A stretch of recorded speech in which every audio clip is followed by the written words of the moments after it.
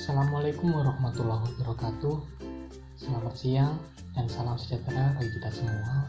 Selamat datang di video tutor praktikum pestisida dan teknik aplikasi acara yang ketiga, teknik kalibrasi.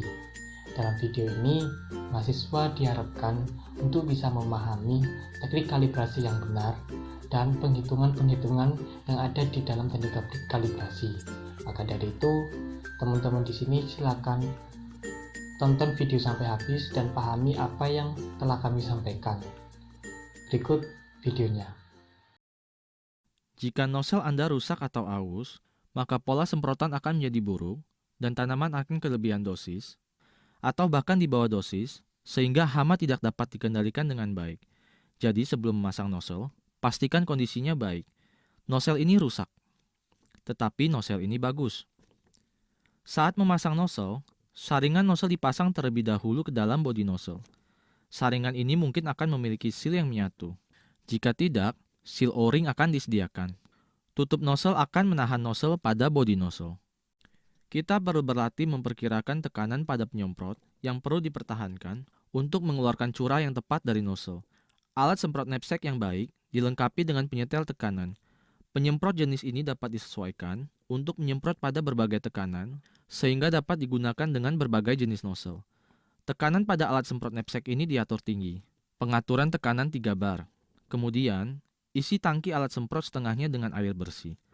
Tuangkan air melalui filter kasa di lubang tangki agar semua kotoran dapat tersaring. Pastikan penyemprot aman dan nyaman untuk diangkat di punggung Anda. Pompa dengan mantap dan hati-hati. Lalu tingkatkan laju pemompaan hingga Anda mendapatkan tekanan yang memadai untuk menyemprotkan air. Semprotkan selama beberapa detik untuk mengeluarkan udara dalam pipa pasokan. Jika perlu, angkat nosel untuk menyemprot ke atas agar memudahkan keluarnya udara yang terjebak. Temukan ritme pemompaan terbaik yang mampu mempertahankan tekanan dengan upaya paling ringan dan paling nyaman.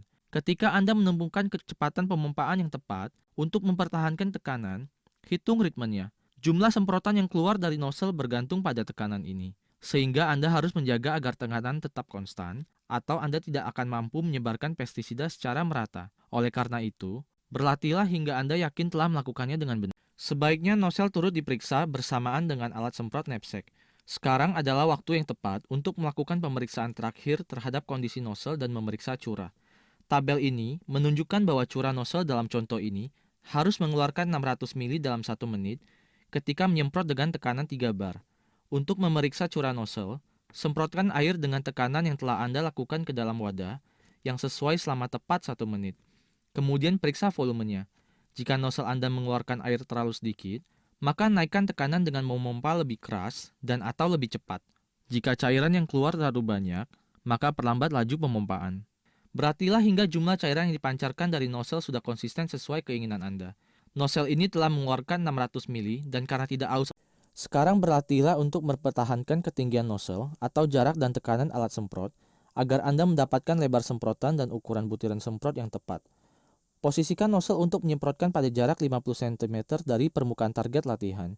Jika Anda menyemprot ke arah bawah dengan nosel tunggal, pilih area kering yang datar seperti beton ini. Jika Anda tidak yakin dengan ketinggian nosel saat menyemprot ke bawah, coba gunakan tali yang diberi beban dan ikatkan pada pipa untuk mempertahankan jarak tersebut. Jika ketinggian nosel terlalu rendah, semprotan cenderung disemprotkan secara tidak merata. Jika menyemprot terlalu tinggi, maka butiran semprot Anda teresiko tertiup angin, lalu mengontaminasi Anda, orang di sekitar, dan lingkungan. Hal ini juga menyia-nyiakan uang dan beresiko menurunkan kualitas pengendalian hama, karena distribusi semprotan Anda tidak dapat merata seperti yang harusnya. Jadi pertahankan nosel pada jarak yang tepat dari permukaan target. Semprotkan air dengan tekanan yang benar di atas permukaan yang kering seperti beton ini. Semprotkan beberapa detik hingga Anda dapat melihat lokasi jatuhnya semprotan. Pastikan pola semprotannya merata. Dalam contoh ini, air sedang disemprotkan dalam semprotan halus dan membentuk pola melingkar atau kerucut berongga. Ukur lebar semprotan atau gawang, yaitu area penyebaran butiran semprot. Lebar ini sudah tepat, yaitu 0,75 meter menyamping. Sekarang, Anda telah memasang nosel yang tepat. Langkah selanjutnya adalah berlatihlah untuk mempertahankan kecepatan penyemprotan, ketinggian nosel, dan tekanan alat semprot agar Anda mendapatkan lebar semprotan atau gawangan dan distribusi semprotan yang tepat. Yang dimaksud kecepatan semprot adalah kecepatan Anda ketika mengayunkan nosel di atas permukaan area perlakuan untuk mencapai dosis aplikasi yang tepat. Kecepatan ini bisa bervariasi dalam kondisi yang berbeda.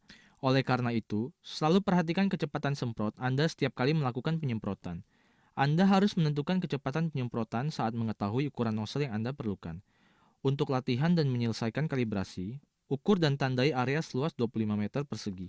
Dalam kasus ini karena kita menggunakan satu nozzle yang menghasilkan lebar semprotan 0,75 meter, dan cara yang termudah adalah berjalan lurus, maka untuk area seluas 25 meter persegi, kita gunakan lebar 0,75 meter dan panjang 33,3 meter.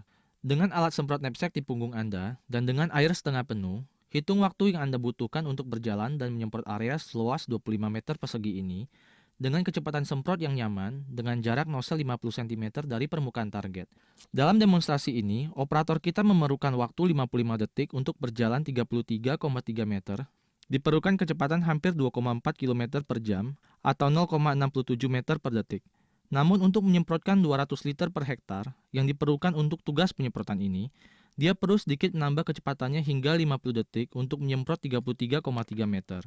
Sekarang dia menyemprot dengan kecepatan yang dibutuhkan untuk 200 liter per hektar, seperti yang diperlukan untuk demonstrasi ini.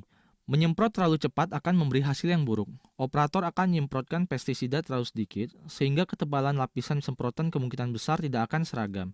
Selain itu, posisi alat semprot knapsack menjadi tidak stabil di punggung operator, sehingga meningkatkan kemungkinan operator tersandung atau jatuh. Kecepatan penyemprotan yang terlalu lambat, artinya waktu penyemprotan jauh lebih lama. Sekarang lakukan pengkalibrasian dengan memastikan bahwa jumlah semprotan yang tepat dipancarkan ke area yang dimaksud dengan pola semprotan yang benar. Letakkan penyemprot di atas tanah yang datar dan tandai ketinggian air pada alat semprot. Kemudian semprot area yang ditandai dengan tekanan, ketinggian nozzle, dan kecepatan penyemprotan yang telah dilatih sebelumnya. Kemudian letakkan penyemprot di atas tanah datar yang sama dan tandai ketinggian air yang baru. Gunakan gelas ukur, lalu tambahkan air secara perlahan untuk menaikkan ketinggiannya ke tanda pertama. Seberapa banyak yang harus kita semprotkan pada lahan seluas 25 meter persegi? Sebelumnya, hitung berapa banyak yang harus kita semprotkan pada lahan 1 meter persegi. 1 hektar adalah 10.000 meter persegi. Untuk menyemprot 200 liter secara merata pada lahan 10.000 meter persegi, kita harus menyemprotkan 200 per 10.000, yaitu 0,02 liter per meter persegi. Untuk menyemprot 25 meter persegi, kita seharusnya menggunakan 25 kali 0,02 liter, yaitu 0,5 liter atau 500 mili. Dalam demonstrasi ini, kita telah menghabiskan 450 mili. Jadi kita telah menyemprot terlalu cepat dan perlu mengulangi latihan dan menyemprot sedikit lebih lambat. Kita akan melakukannya sekarang. 500 mili telah disemprotkan dan inilah kecepatan yang harus kita gunakan saat menyemprot. Sekarang, alat semprot ini telah terkalibrasi dengan benar. Dan seperti contoh dalam kalibrasi, nozzle ini akan menyemprotkan volume takaran air yang diperlukan seperti saran pada label untuk tugas penyemprotan ini.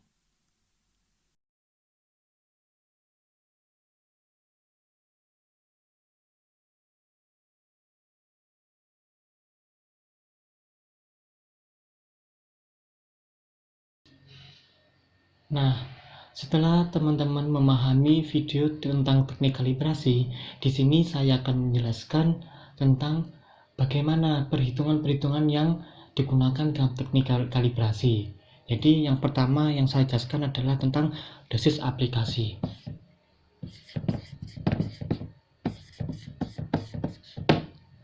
Jadi dosis aplikasi ini digunakan berapa banyak pestisida yang digunakan yang akan diaplikasikan ke dalam lahan. Jadi berapa liter atau berapa mililiter per luasan lahan tersebut. Jadi untuk rumus dosis aplikasi yaitu konsentrasi aplikasi dikalikan volume aplikasi atau volume semprot. Jadi nanti untuk dosis aplikasi sendiri biasanya untuk hasil akhirnya mililiter per hektar atau liter per hektar, seperti itu. Kadang pada soal bukan yang ditanyakan dosis aplikasinya, tetapi konsentrasi aplikasi itu berapa. Jadi sebenarnya sama aja untuk dosis sama aplikasi ini nanti satuannya adalah mililiter per hektar atau liter per hektar. Jadi nanti tergantung dari soal yang disajikan seperti itu. Sedangkan untuk penghitungan konsentrasi aplikasi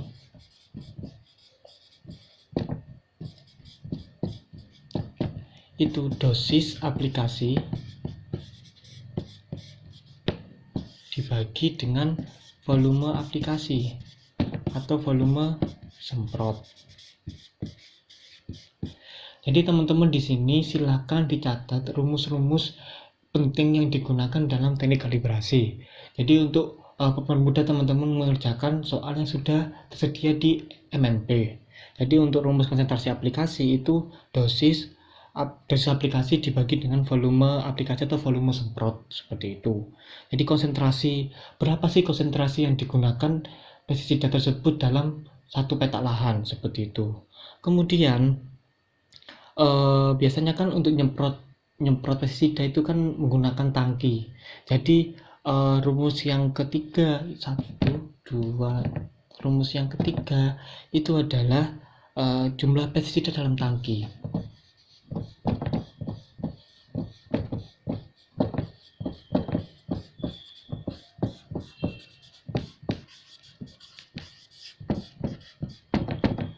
Nah, berapa sih jumlah yang dibutuhkan pestisida tersebut dalam satu tangki?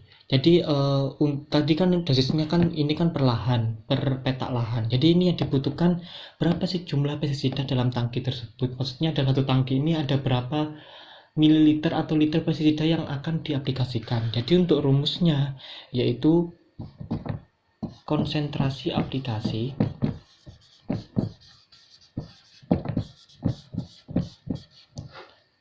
dikalikan kapasitas tangki.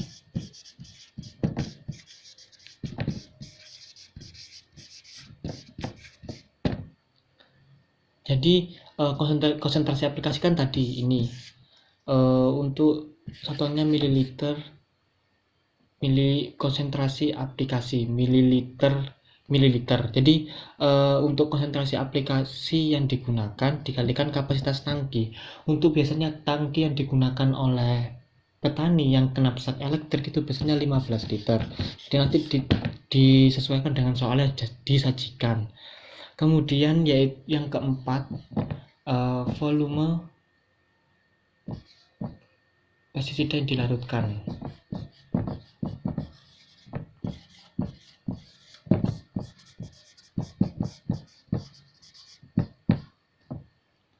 Jadi untuk volume pestisida yang dilarutkan itu berapa? Biasanya kan untuk aplikasi pestisida itu kan tidak hanya pestisida saja kan, jadi dicampurkan dengan air. Jadi pestisida yang dilarutkan itu berapa jumlahnya dalam satu kali aplikasi dalam petak lahan. Jadi rumusnya yaitu volume aplikasi atau volume semprot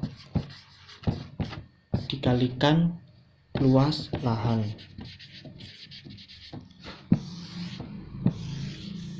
Jadi kita sudah menemukan 4 rumus yang digunakan dalam penghitungan pestisida. Tapi masih ada 2 rumus lagi, yaitu teman-teman di sini tulis dulu tentang dosis aplikasi, konsentrasi aplikasi, jumlah pestisida dalam tangki, sama volume pestisida yang dilarutkan. Itu kalian tulis dulu rumusnya. Untuk rumus yang kelima yaitu jumlah penyemprotan.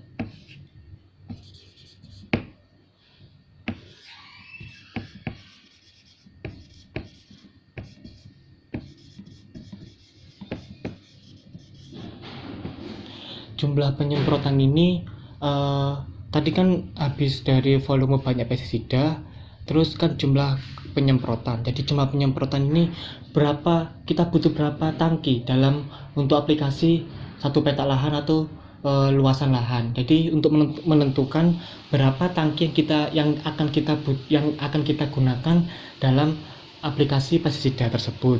Jadi untuk rumusnya yaitu volume larutan semprot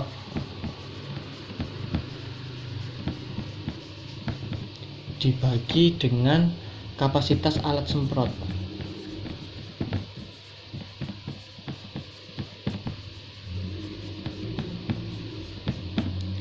Nah, untuk volume larutan semprot tadi ini adalah rumus di poin nomor 4.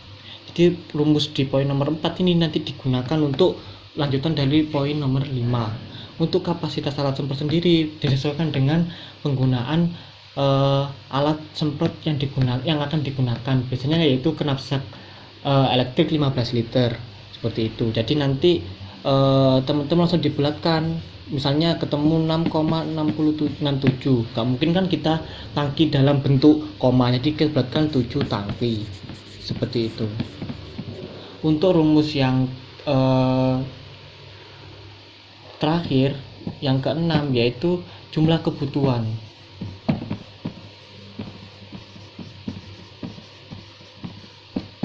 Nah, jumlah kebutuhan ini berapa sih pestisida yang akan kita butuhkan. Jadi rumusnya yaitu konsentrasi aplikasi dikalikan volume larutan semprot. Konsentrasi aplikasi ini tadi di nomor 2, rumus nomor 2. Kemudian atau konsentrasi aplikasi yang sudah tertera di soal, tergantung nanti disesuaikan lagi. Kemudian dikalikan volume larutan semprot. Volume larutan semprot ini di rumus nomor 4 seperti itu. Sekian video yang bisa saya sampaikan. Saya mewakili tim asisten pestisida dan teknik aplikasi. Mohon maaf apabila ada salah kata, perbuatan maupun penyampaian dalam video kali ini. Teman-teman jangan lupa untuk mengerjakan soal yang sudah disediakan oleh tim asisten dan dosen mata kuliah pestisida dan teknik aplikasi. Jangan lupa dikerjakan. Tetap semangat, stay safe, stay healthy, and stay positive. Terima kasih, selamat sore. Assalamualaikum warahmatullahi wabarakatuh.